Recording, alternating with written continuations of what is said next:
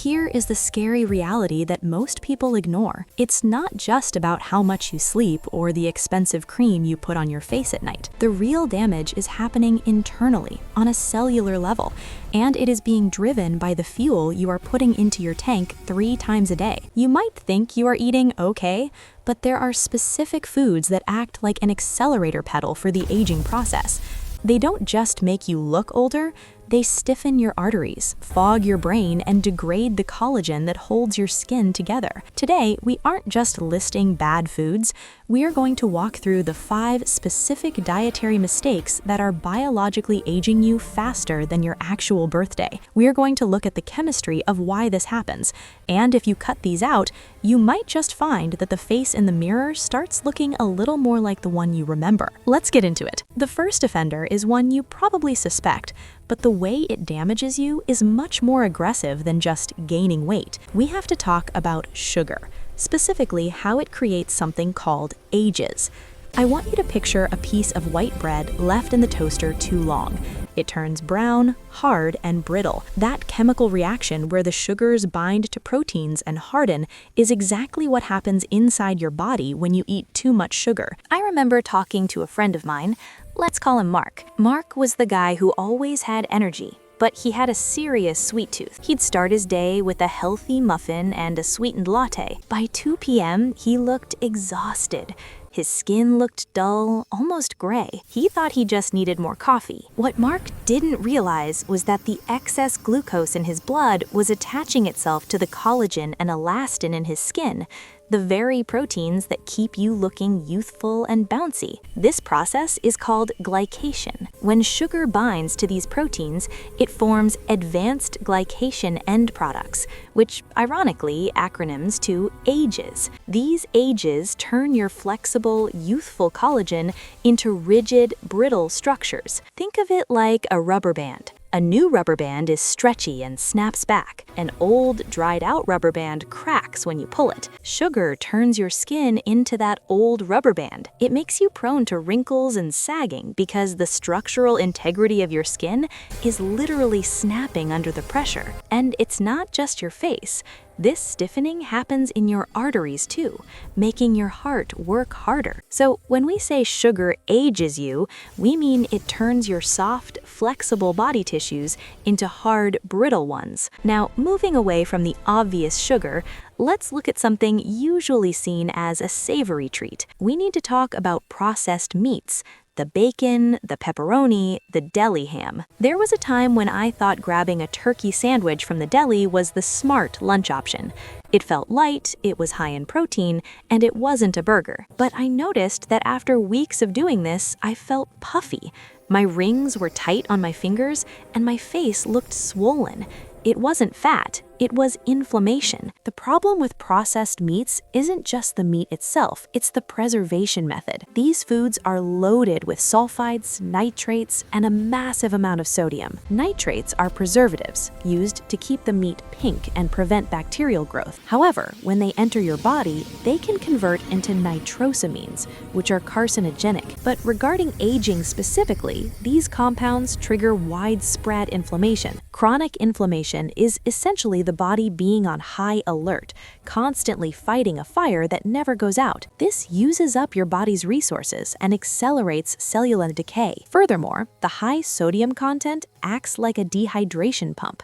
It sucks the water out of your cells to balance the salt in your bloodstream. Dehydrated skin cells can't maintain their shape. They shrivel. When your cells shrivel, your skin looks crepey and tired. So that healthy deli sandwich is actually dehydrating you from the inside out and forcing your immune system to fight a low-grade war against inflammation, leaving you looking exhausted and older than you are. This brings us to a category that is terrified of the word fat, but actually uses the wrong kind. We have to discuss vegetable oils and trans fats found in fried foods. I recall going to a family reunion where the main attraction was a massive spread of fried chicken and French fries. It tasted amazing in the moment, but look at the older generation at that table who had eaten that way their whole lives. there was a distinct difference in their mobility and their cognitive sharpness compared to those who stuck to grilling or roasting. Here is the science that often gets missed. Your cell membranes, the outer shell of every single cell in your body, are made of fat, 2 layers of lipids.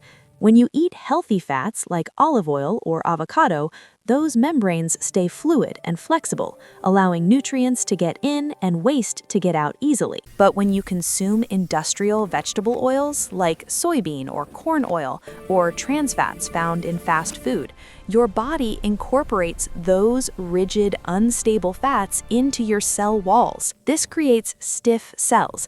They can't communicate as well. They become susceptible to oxidation. Oxidation is like rust on a car. These unstable fats react with oxygen and create free radicals, rogue molecules that tear apart your DNA and cellular machinery. This biological rusting is one of the primary drivers of aging. You are literally building your body out of low-quality bricks that crumble under pressure. If you want your brain to stay sharp and your skin to stay clear, you have to stop building your cells out of fast food oil. Now, before we get to the final 2 foods, one of which is a beverage almost everyone thinks is harmless in the morning, and the other a healthy snack, I need to pause on something crucial. We are talking about oxidation and inflammation, the 2 killers of youth. Most people try to fix this with supplements, but if you don't stop the intake of the poison, the antidote won't work. This is the gap where most people fail. They add anti-aging foods without subtracting the pro-aging ones. If you want to truly master this biochemistry and understand exactly how to swap these out for ingredients that actually repair your DNA, you need to be part of this community.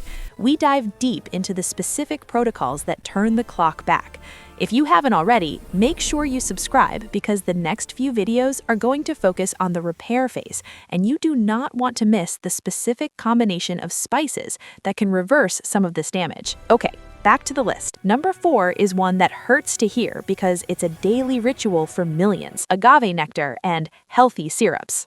Wait, isn't agave supposed to be the healthy alternative to sugar? That's the story we were sold. I had a client who switched everything to agave, her tea, her oatmeal, her baking, thinking she was doing her body a favor. 6 months later, her liver enzymes were up and she had gained stubborn belly fat. She was confused. But it's natural, she said. Here is the trap. Agave is incredibly high in fructose. While glucose can be used by every cell in your body for energy, fructose can only be processed by the liver. When you flood your liver with liquid fructose, which is what agave is, the liver gets overwhelmed.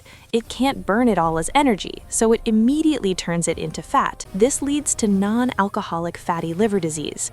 But visibly, it leads to visceral fat, that hard belly fat that pushes your stomach out. But regarding aging, fructose is actually more effective at creating those AGEs, the aging compounds we talked about earlier, than regular sugar. In fact, fructose creates AGEs up to 10 times faster than glucose. So by switching to agave to be healthy, you might be accelerating the collagen breakdown in your skin by 10 times. It's a marketing trick that is aging you rapidly. Stick to small amounts of raw honey or real maple syrup, or better yet, stevia or monk fruit if you want to save your collagen. Finally, we have to talk about the char on your food. Barbecued and high-heat grilled meats. There is nothing quite like the smell of a grill in the summer. It triggers a primal hunger. We love that black, crispy edge on a steak or a burger. But that black char is chemical warfare on your youth. When muscle meat, beef, pork, fish, or poultry is cooked at high temperatures, like frying or grilling directly over an open flame, chemicals called heterocyclic amines, or HCAs, and polycyclic aromatic hydrocarbons, or PAHs, are formed.